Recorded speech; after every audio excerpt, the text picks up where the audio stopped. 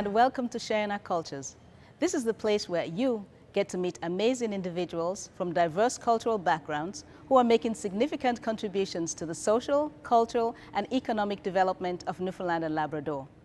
Joining me today are Navel Sarr, the founder of Sarfest, and Somkone and Lika Mbakwe.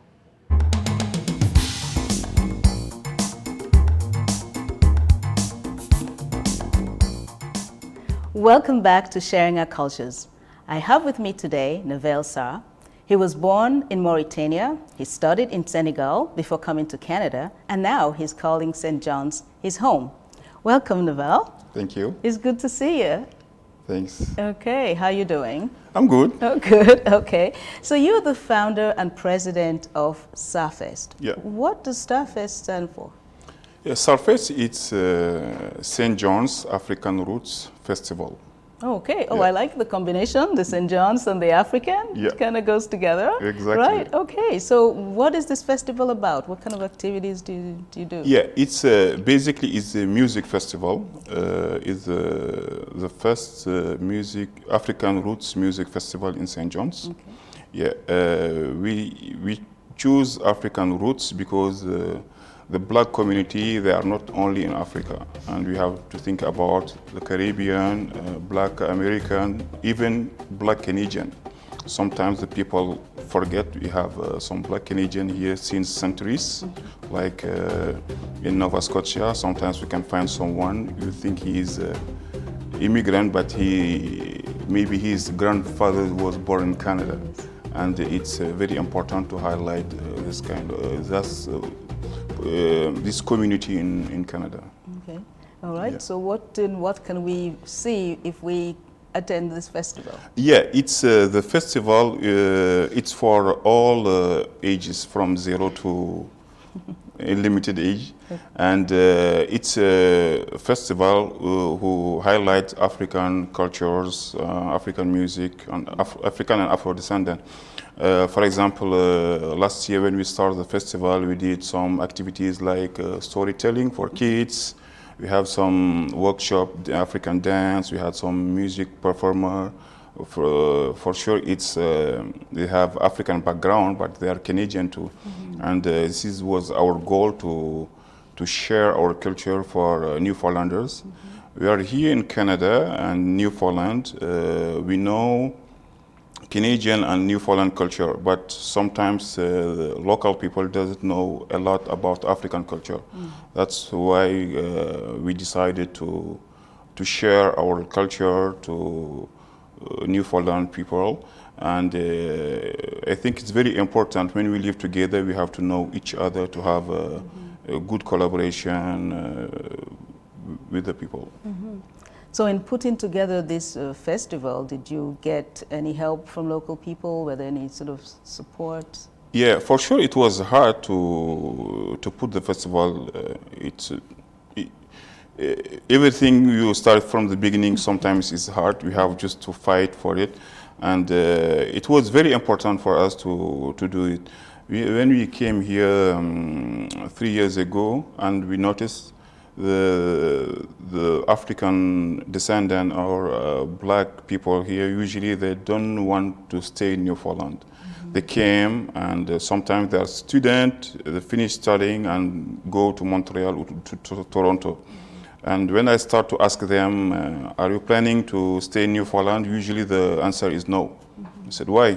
Nothing to do here for us. Mm-hmm. Okay, and after that I said, okay, we have to do something to change this image, this speech, because everyone can't live here. And even they go to Montreal or to Toronto, it's because some people decided to create something there for the community, like even so African, Black, or Afro-descendant. Mm-hmm. Some people decided to create something. Mm-hmm. I said, why not we can't create something to keep the people here? We live here, we are the part of the community, we have to have our place here, our community to stay. Otherwise, the people just stay for 1, 2, 3 years and go back. And we just decide, okay, now it's time to create something. For sure, we start by festival. It's 1 day. Our plans for this year, it was 2 days.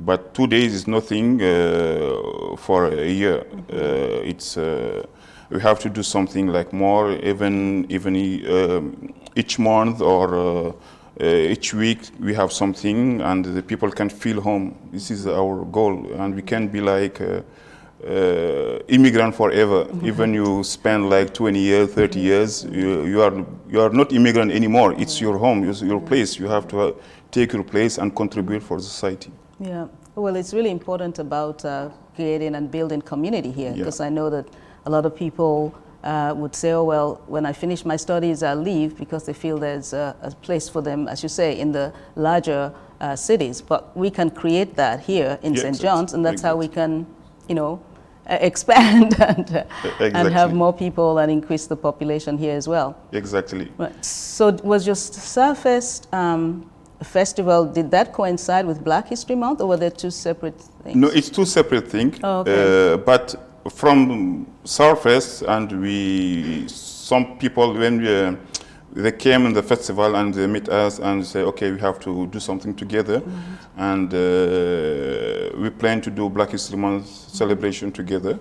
And right now we can say we have Starfest during the summer, and we have Black History Month celebration on February, and why not we can't have something like every month? It's the beginning. Right. It's just the beginning, and the big thing is coming. Right. Oh, great. Yeah. I like that. I like the ambition, and I like the vision, because many times, like there was someone that I knew here. She was from Somalia, and we became really close friends. And then one day she called and she says, well, I'm leaving, I'm going to Toronto. I says, why are you going? She says, well, I don't have any friends here. So I says, I'm your friend. He says, well, I don't have anybody else that speaks Somali, or no other Somalians here, but I hear like there are hundreds of Somalians in Toronto. So, I mean, if we were able to build that kind of a community here, I'm sure people will come and feel at home, and that's one of the reasons why they stay in the province. Yeah, so I think that's really great. And so why do you think it's really necessary for the province of Newfoundland and Labrador to have a community of people that are from Afro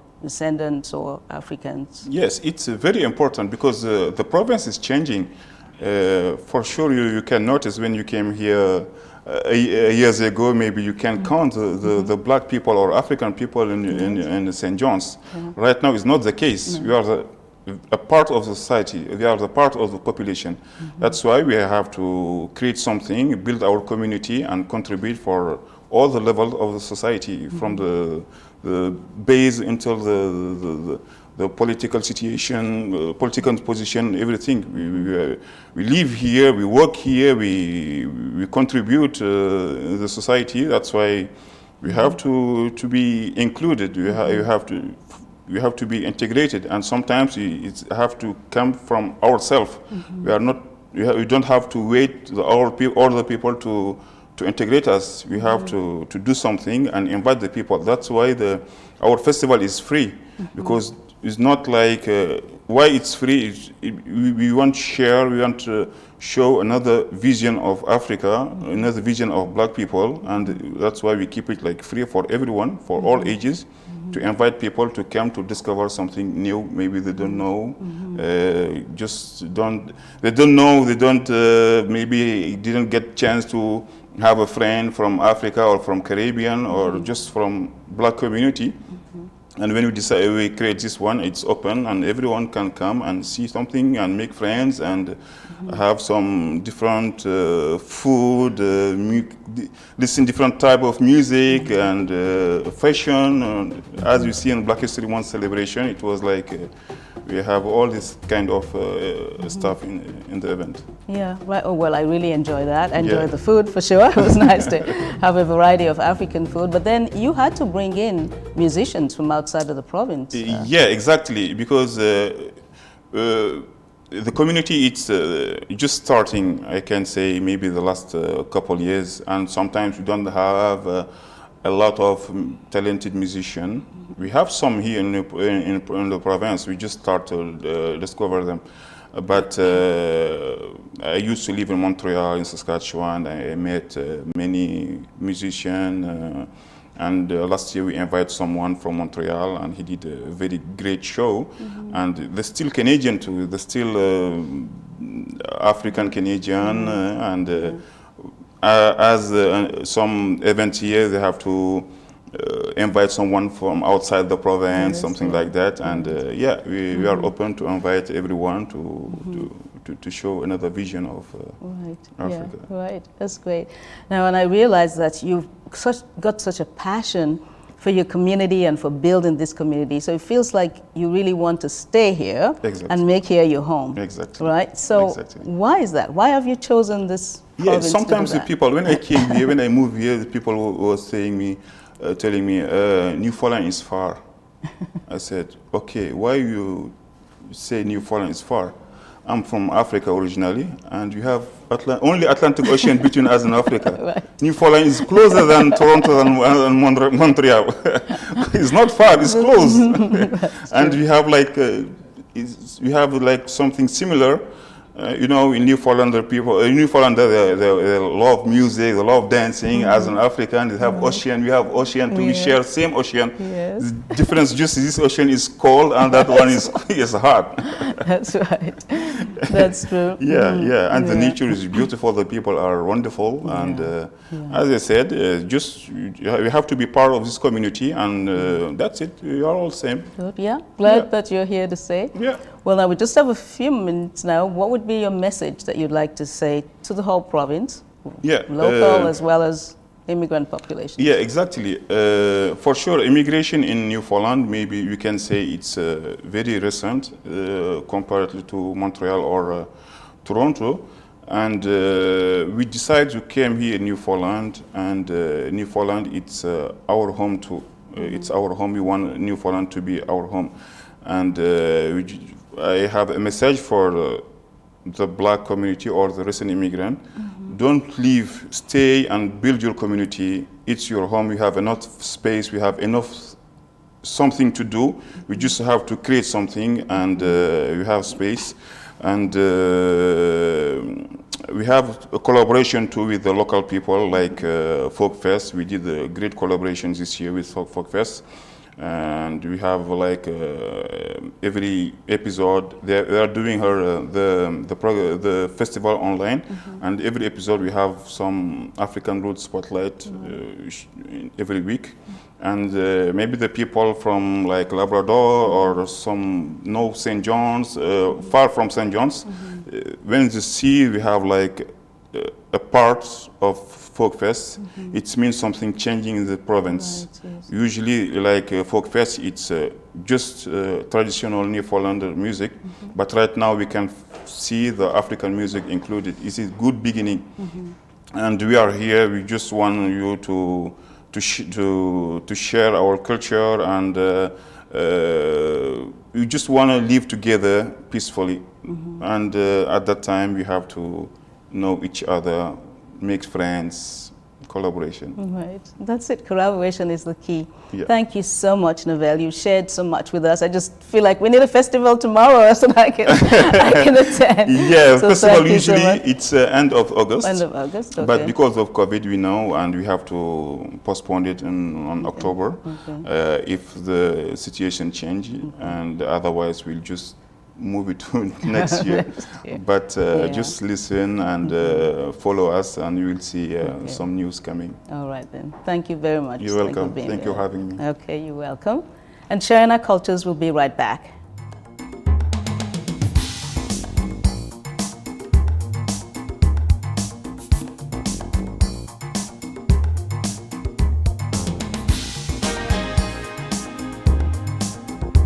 Welcome back to Sharing Our Cultures. I have with me Som Kene, he's the electrical engineer for Nalco Energy, and Lika, she's a coordinator for the Institutional Animal Care Committee at Memorial University of Newfoundland. Welcome. Thank you very much. Yeah, it's great to have you here today. Yeah, we're happy to be here. Sure. Great, yeah. So it's been a great summer. Yeah, it's been. Yeah, nice hot temperatures. Yeah. Yes, it is. I'm sure it makes you feel like back home in Nigeria. Yes, it does. This would be what we would consider the average or the normal temperature in most parts of Nigeria. Okay. This would be about the average. I think it's about 28 today. Okay, yeah. This would be about the national average temperature, but it depends on the part of the country where you are, because in the northern part it's way hotter, and then the southern part this would be about the normal throughout the year. Okay, well, Yeah, that's and then we do have. There's actually an area where the city is on a plateau, so it's usually very cold and is as low as 16 degrees. Okay. So it's nice. 16 degrees is low for you. That's high for some parts I know. of the province. That's great. Yeah. Now, Samkene, you went to Nigeria and got married to Lika and brought her to Canada. So how did you prepare her for coming to St. John's? Right, yeah. Well, I would say it's more of less more of a preparation. It's more of what we chose to do. So I did my master's here at Memorial University. I finished and started working with Nalcor Energy as an electrical engineer at the time. And after that, after a couple of years, I went back home and then we got married and she joined me. Prior to my moving to Canada, I lived in a city of about 15 million people, and she lived in a city of about 8 million. That's the federal capital.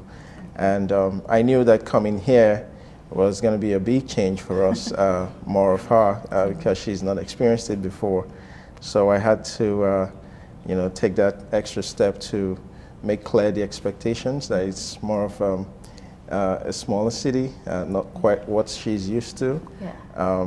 But fortunately, she came and she loved it, and we've been here. We started a family, and it's been great so far. Okay. So what did you love about it, Lika? Well, I love the fact that we have very nice people here, and yes, we have snow and it gets too extremely cold, but I just love it because there's this peace and security that has to do with this province, so I love it. Yeah. Oh, that's great. I'm glad you're here to stay. So you're the coordinator for the Institutional Animal Care Committee. Yep.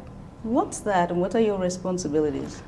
Yeah, amongst other tasks that I'm assigned to, my responsibilities actually include ensuring that research, teaching and testing that involves the use of animals are ethically approved before they work with these animals in the research. So the research could be from psychology department, biochemistry, medicine, pharmacy, fisheries, biology, and so on. So I coordinate a committee that meets once every month to review these protocols, and we ensure that we provide regulatory and veterinary oversight to ensure their ethical treatment of these animals. So the researchers, on the other hand, also have students, technicians, and collaborators that form their research team. So it's also my responsibility to ensure that they are provided with the required training and that these trainings are completed prior to, working with animals on the research.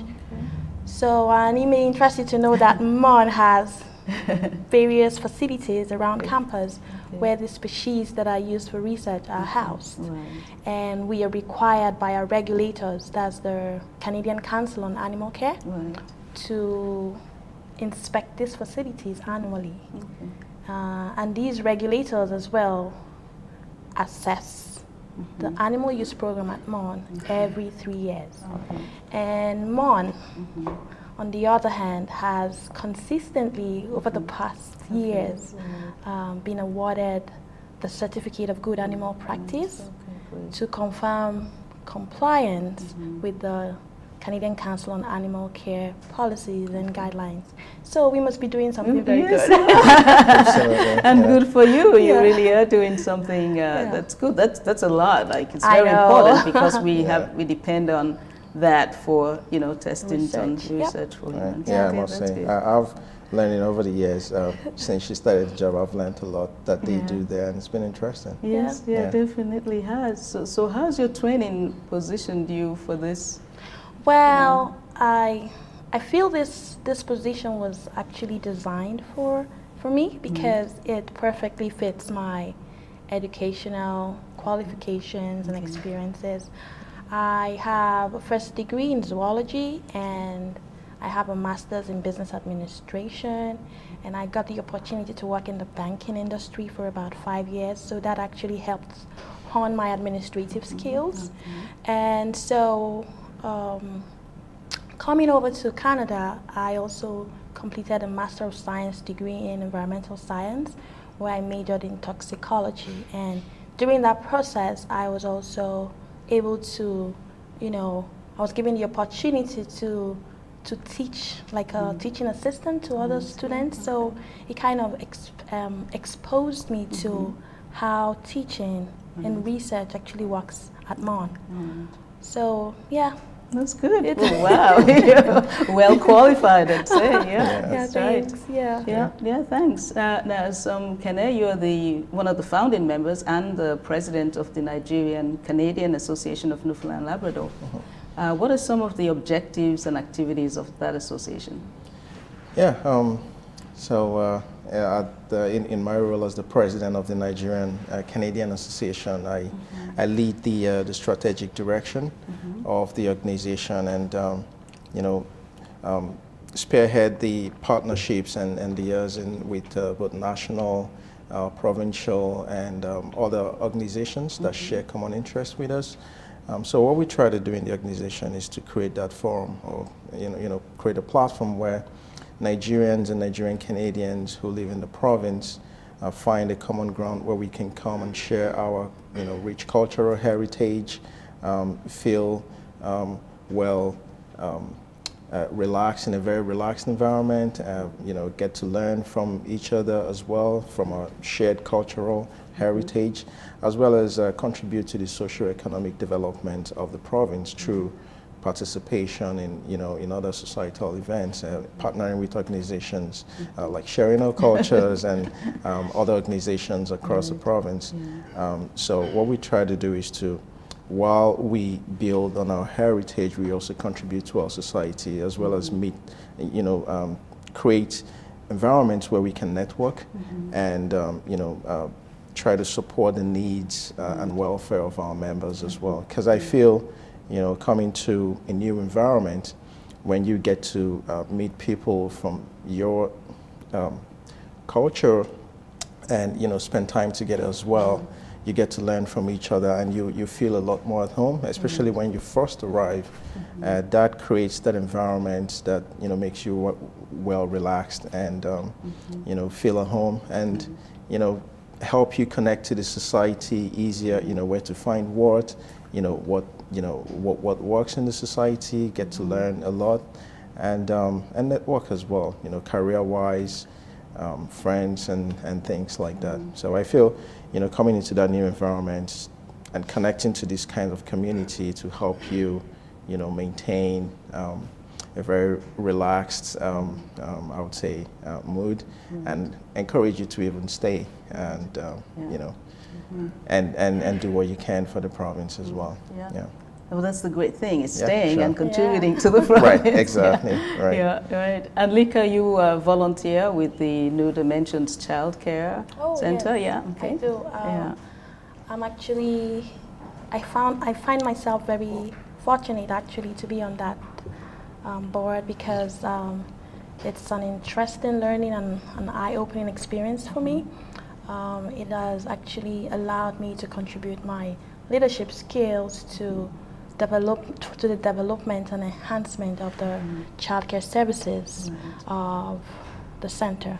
And it has also helped me to, learn from the other board members as we continue to make decisions that help the smooth running of the center. So it's an interesting one for sure. That's good. That's great, and we really appreciate that. You're contributing to your professional work as well as community development. So that's it's really great. Yeah. Now you have an adorable daughter, Monat, and you've decided to stay here and start a family. So how did you come about that decision?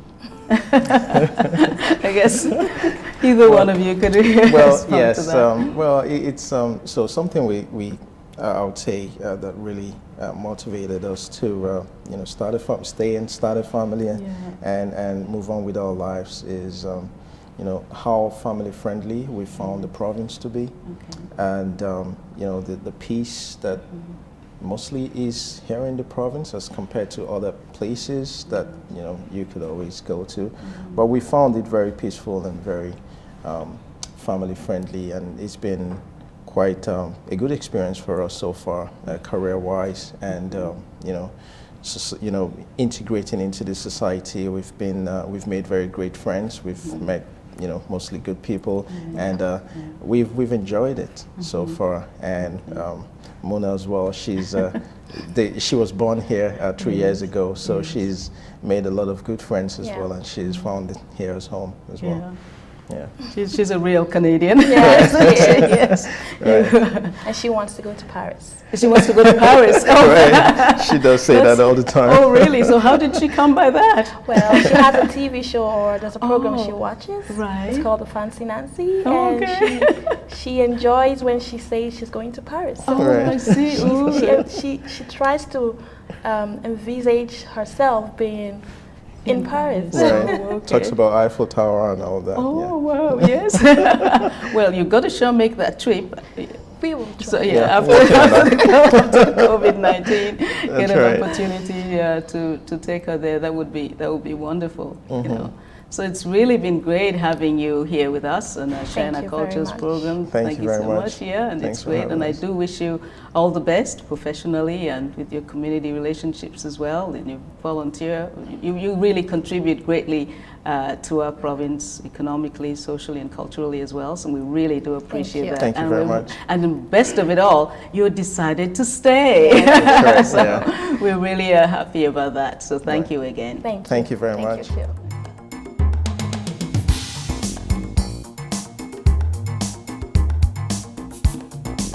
Thank you for joining us as we had conversations with Navel Sarr and Somkone and Lika Mbakwe.